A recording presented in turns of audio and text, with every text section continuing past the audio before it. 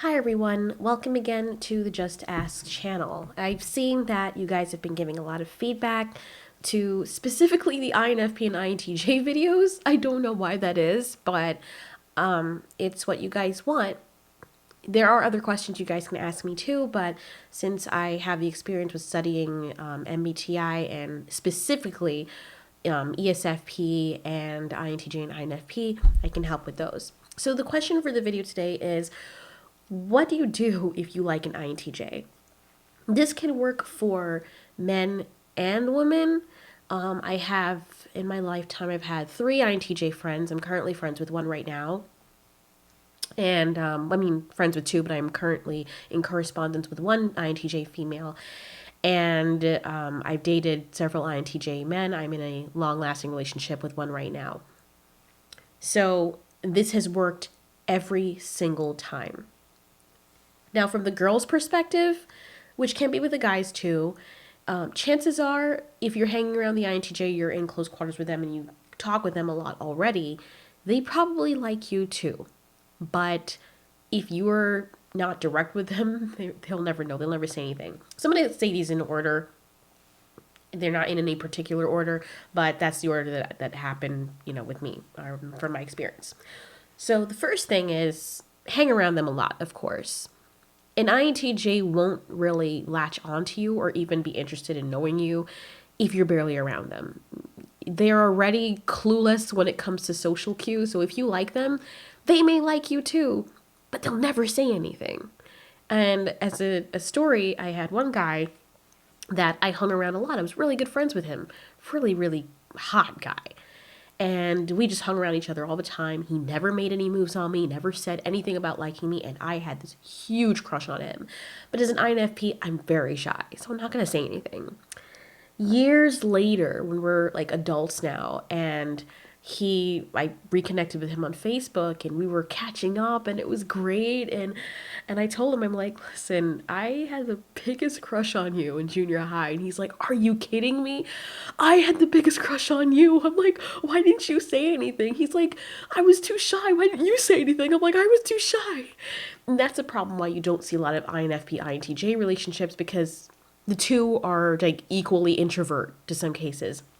The INFP will be more extroverted in interacting with the INTJ, but not with their emotional feelings. So, first thing you have to do is make sure you're hanging around that INTJ a lot so they can have the chance to develop feelings for you. Usually, they will develop feelings for someone they find intriguing or that gives them all the time.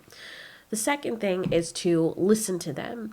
If you're somebody who's always bragging about yourself, even if you're pretty, the INTJ will probably attract to you on a superficial level, but they won't be interested if you don't listen to them. For example, if the INTJ gives you advice, and the INTJ may give people advice in general because they like to they're not really altruistic to that degree. I've noticed every INTJ, men especially, don't really care about other people to that degree as an INFP would, but they do want to use the knowledge. It's a proud achievement for them to have learned something for themselves or acquire some kind of knowledge and then pass it on to someone else. Part of it is ego, part of it, but they say, okay, well, if I'm going to help someone, I already know how to do this, so I'm valuable. Here's this.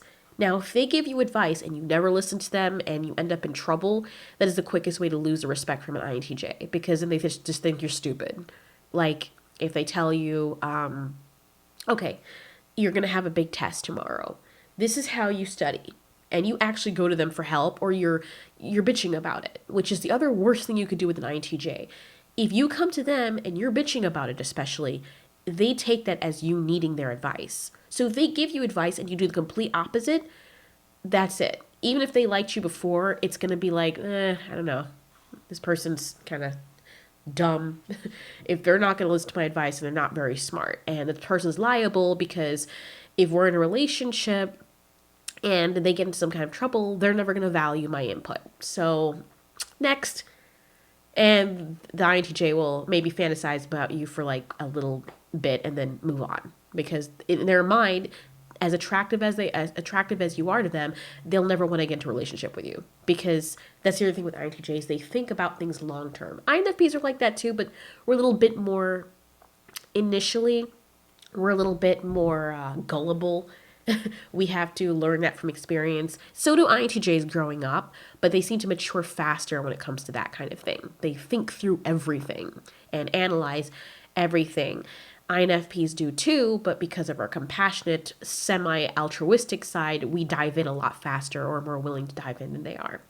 So listening to the INTJ is important, but that doesn't mean that you just don't have a mind of your own.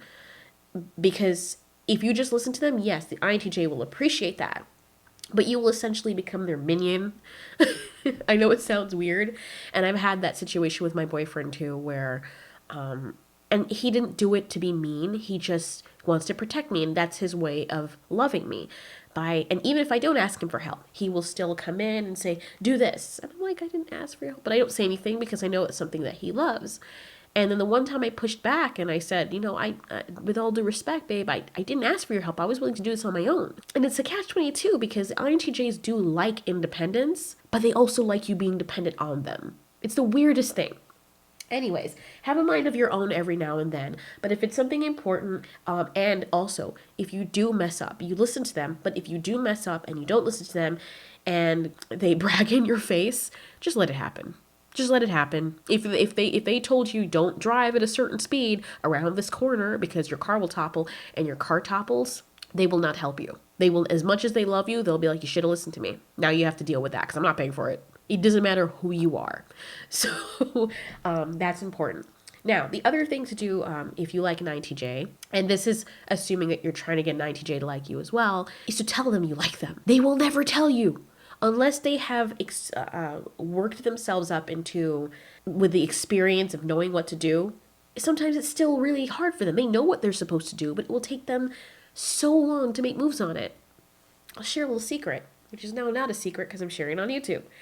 But my boyfriend, when we were friends and we still liked each other, he had a dating profile. I had one too, just to be, just to make one. And for years after his long relationship, he was, he had girls that were interested. They're like, hey, not a lot, but there were some girls that were interested. He never wrote them back, ever. They wrote him. He never wrote them back. I'm like, why not? And he would pick apart everything about them. Just like, nah, and I know this sounds creepy. I do it too, and don't lie. A lot of you people do too. Like when you add someone on Facebook, you look through their pictures, you find their profiles, you say, what kind of person am I dealing with? Before I open up a conversation with this person, let me kind of stalk them online to see what kind of person I'm dealing with, to see if it's even worth it. So he would say, okay, this is what I found out about this girl. And we would actually together start the Scooby-Doo mystery thing where we'd find her profiles and realize that, oh, she's a partier and she gets drunk almost every weekend. He's like, nah, that's trouble waiting to happen. This girl over here, she's really cute, but she has this medical condition that's going to be really expensive. And he just picks them apart. And he'll be attracted to them, but he would never make the move to answer them back or even talk to them because he knows in the long run that would just be drama that he's not willing to deal with. And he's an older INTJ now. He's in his 40s. So it's like, he's at the age where he doesn't want to deal with that. What I'm trying to say is if you like an INTJ, for example, like these girls, you have to tell them straight up. And especially if you're in person. Tell them, especially in person. It's better in person. Talk to them.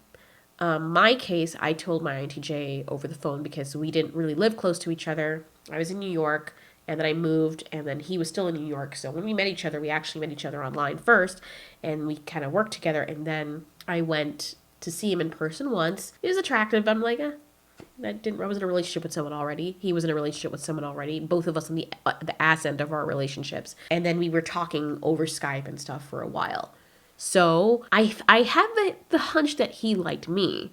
And his friend was like trying to set us up because, he's like, yeah, he's a very soft spot. He was trying to like hint that he did like me, but he would never make the move. And plus it was like a complicated situation. So I couldn't take it anymore because I just kept thinking about him all the time. And I would flirt with him a little bit and he would flirt sometimes, but he just never said anything. So I pulled him to the side in a private chat and I told him how I felt. And he was like, oh, like he was totally shocked. Like he had a feeling that I did and he told his friend, but he wasn't sure. And then he was kind of intimidated based on what he said. He's like, wow, you're very brave for telling me because I'd be scared shitless. And I'm like, yeah, but I've done this before where I've liked someone so much and just never said anything to them. And I lost the opportunity with the other INTJ because we never said anything. Of course, to pick up back that story with the older INTJ, when I did admit to him that I had a crush on him back in middle school, this was the other one I was talking about, that's when he started being really forward with me. And it was very tempting, but I was already entering in another relationship. And I said, no, I can't. Furthermore, you're still in New York. So when you tell the INTJs that you like them, it opens them up to pursue you. With the girls too. If a girl INTJ, they may do things for you and show you in action that they like you, but they will never ever say it. All my female INTJs are exactly the same way. They won't ever say anything. Never. Even if you're friends with them for 12 years, they will never say anything. They'll ask you things about yourself. They'll do all the things that people who like you do, but they'll never ever say the words. Ever. Until you come and tell them that you like them. So the toughest part for an INFP, or if you're an introverted person, to get an INTJ like you and telling them, is that you have to overcome your own introversion, because theirs is usually more severe. So tell them that you like them. Now, after that happens, you have to make time for them, because be prepared for them to assault you with 101 questions and then some. Because now that they know for sure that you like them, now you're their new project. Well, what do you like? And they'll ask you, do you ever want kids? Do you want this? And sometimes they'll ask you some uncomfortable questions, because in their mind, they want to know that, especially mature INTJs, that this relationship is worth it. They want to know everything about you. Do not hide anything from your INTJ. It will be very horrible. And INFPs, this is the same thing with INFPs. If you say something or you give them a piece of information, like, oh, I don't party. I'm not a party girl. And they're like, okay. And then later on in your relationship, they find out that you are, they're going to assume that you're deceitful, and that's going to turn them off. That's going to make them rethink everything about the relationship. INFPs are the same way. And if you want, if someone's looking at an INFP or to date, or looking at INTJ, the INFPs and INTJs are very similar in the way that they emotionally take apart things. Because the INFPs will also think the same thing. They'll say, well, you said this, now I don't trust you because I don't know you. This new information is conflicting with the one that you told me in the past. So make sure that you're very open and honest with them. Make time for them. If you say you like them, sometimes it's good to be mysterious. And I'll talk about that in other videos separate from the MBTI ones.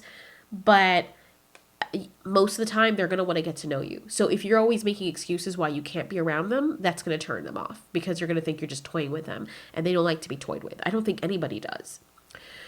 So the fifth thing is, and this is very important, let them do things for you. I know it sounds crazy. Let them do things for you.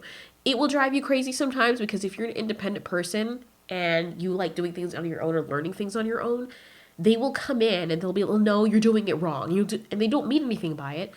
They just want to teach you. They want to do things for you. That's their way of doing things. Like if you're an INFP or an artistic person, or like an ISFJ, you might find that, oh, well, I like to do things a certain way. I like to be artistic. Sorry, ISFP. And I like artistic stuff. I like drawing stuff. I like writing things. I like being creative. And that's their way. That's your way of showing people that you care about them. INTJs don't really care about that. They care about things that are useful. So if you give them a little piece of paper with a teddy bear on it, oh, it's cute. And they may keep it forever. They will keep it forever, but they'll never use it. And the only reason some INTJs will value that to that degree is because of the emotional sentiment that it has. But it's not the kind of gift that they're like, whatever. What I notice with my INTJ boyfriends is if I give them something like a hoodie that works for them, like my ex-boyfriend, I saw him years later after we broke up. He was still wearing my hoodie. And the haircut, because he's gone through some haircuts, and I told him that the very short haircut looked the best, because he had this long Viking-like hair, but it didn't really fit. So I said, Mikey, you should buzz off your hair. Like, it would look really hot. And he blushed so hard. And from that day, even till now, I've looked at his profile pictures, just to see what he was up to. And he still has the same haircut. And he still has the same hoodie that I gave him all those years ago. Same thing with my boyfriend now. His ex-girlfriend got him a hoodie. And he still has that hoodie. It has holes in it now. And now I want to replace that hoodie because I don't want to wear yours. But the point is, if you give them something that they can use for a long time, they will appreciate that gift and they'll have it forever. That will mean more to them. I also bought my boyfriend a welder because he said that he wanted to learn how to weld and he likes doing things with his hands and learning how to do stuff for himself so he can save money. And I bought a second car it's a beater, and it's a really good car. It's just that it had rust holes in it on the bottom. So I bought him the welder and I said, you know what? We can both, since we're both going to be using the car and you also need the experience for the rust and we need this to pass inspection, here's a welder. Here's an early Christmas gift. And he loves that welder. He's like, oh my gosh, thank you so much. Because now he's thinking, not only can I save money if I want to buy a beater car in the future to just as a project, but now I have an open avenue to make money as well. And that's how he's thinking, that he's going to have that welder until it breaks. He's going to take care of it. So it's important for you to also allow them to do the same things for you, because in their mind, giving you something of utility is the highest act of love, something that you will use for a long time and benefit from. Also, finding ways to save money, just helping you be a better person overall. The INTJ may not put the time in for other people who are strangers because they're not that altruistic unless they're actually doing a job they're passionate about. Chances are they're going to, with their loved ones, want them to be the better versions of everybody else. So let them do things for you. If you're always saying, no, I can do it myself, no, I want to do it myself, you are cutting off the INTJ's ability to express to you how they feel. And that's going to weigh on them, and they're not going to feel like you value them. So even if you're very independent like I am, just let them do things for you. It's going to come across very controlling, because INTJs can be very controlling, male and female. They don't mean anything by it. It's just their nature. They want to protect you. They want to be the ones in control because they love you. And sometimes you just have to let them. Sometimes you can fight back and say, no, let me do this. And they'll argue with you. They always argue. Just Jesus Christ. That's one thing that will probably drive you crazy about an INTJ is they're really, really awesome. You can always depend on them. But if you want to do something by yourself, they will argue with you. They will pick apart your plot. They will say, okay, well, did you consider this? That's not a good idea. What if this happens? What if that happens? And to the point where it seems as though they will shut down your dreams. You'll have an excited idea. And they'll just pick it apart and deflate you. But what they're trying to do is build you up so that they know that your idea is sound. I talked about that in other videos too, how to handle that. But yeah, let them do things for you. Let them show you their value, and that's their way. They're not, in general, as artistic and creative as INFPs and ISFPs, ISFPs and some of the other MBTIs. It doesn't mean they can't be creative, but their best way of expressing their feelings is through practical things that they can do for you. Number 6 is the last one. It's don't be an idiot. I know this sounds stupid, but it is very imperative that if you were dating an INTJ, that you not be an idiot. And let me tell you what I mean. I like to use examples. For example, if you're somebody that likes to drink a lot, right? And you go out to parties all the time and something bad happened to you at the party. Now, usually INTJs aren't into that kind of thing, so they'll be like, okay, you stay over there and do your thing, and I'll just do mine.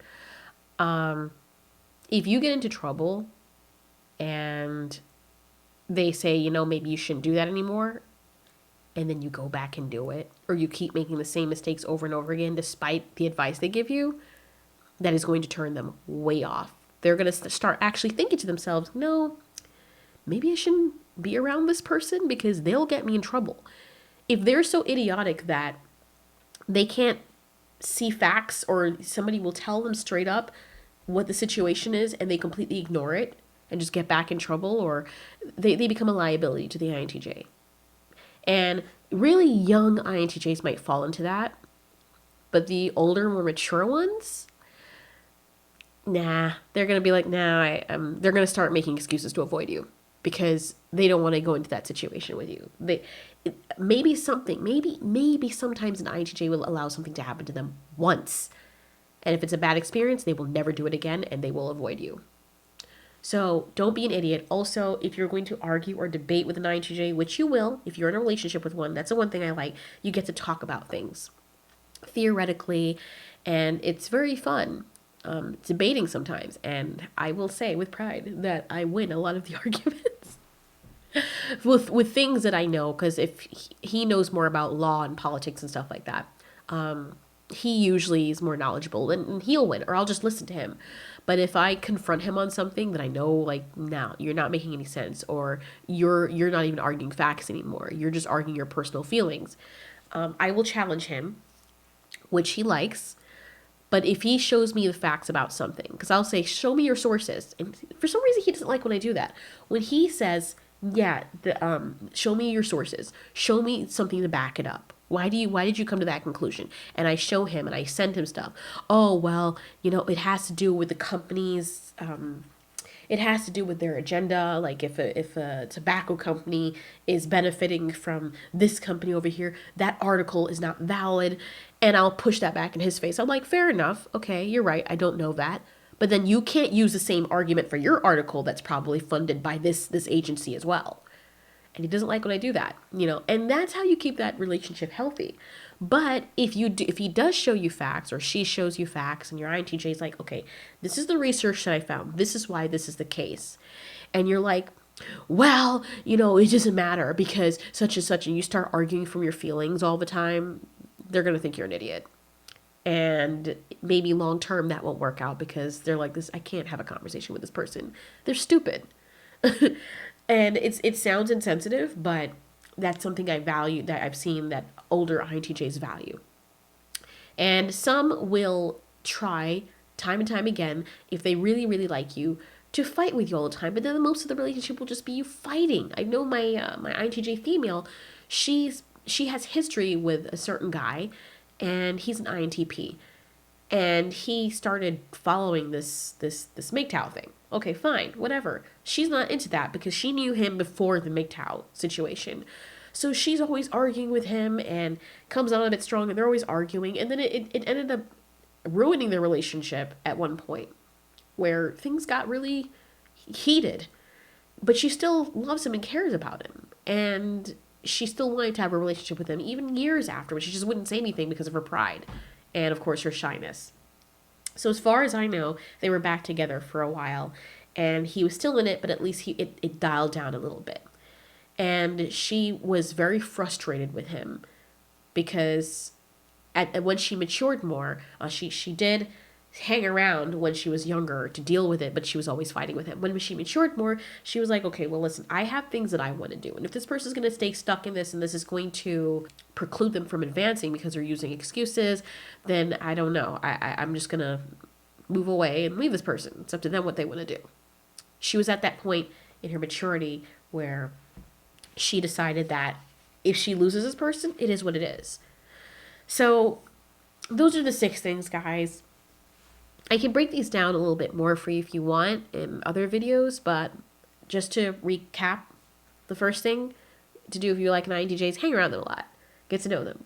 Let them get to know you. Number 2, listen to them. If they give you advice and stuff, it's important that you listen, especially if they know what they're talking about. Number 3, tell them that you like them. This is the most important thing because they will never, ever come and tell you. If you have an INTJ friend or somebody that you like, it was an INTJ, and they told you first that they liked you, like actually said and admitted to you that they liked you, wow, you got a unicorn. Number 4, make time for them. Number 5, let them do things for you. That's very important. And number 6, don't be an idiot. INTJs typically don't like dating idiots. They like to date somebody with N, or, somebody who has intuition like they do, who can know when they want to be alone, or who can pick up on certain things. It's very important. So I'll go more into these in detail with other videos. And of course, somebody asked me on one of the videos if they could send in something via email, because I know sometimes you guys have questions, but it's private and you don't want anyone to know who you are, or you want to send in the questions anonymously. Well, now there's a way to do that, and you can enter in a Justaskchannel@yahoo.com. That's a temporary email I'm using for now if you guys want to actually put in questions, and I'll try to answer it on here. It's not just for MBTI things, guys. It can be with any relationship stuff that you have. And if you have any other questions about stuff, just ask. Thanks for watching.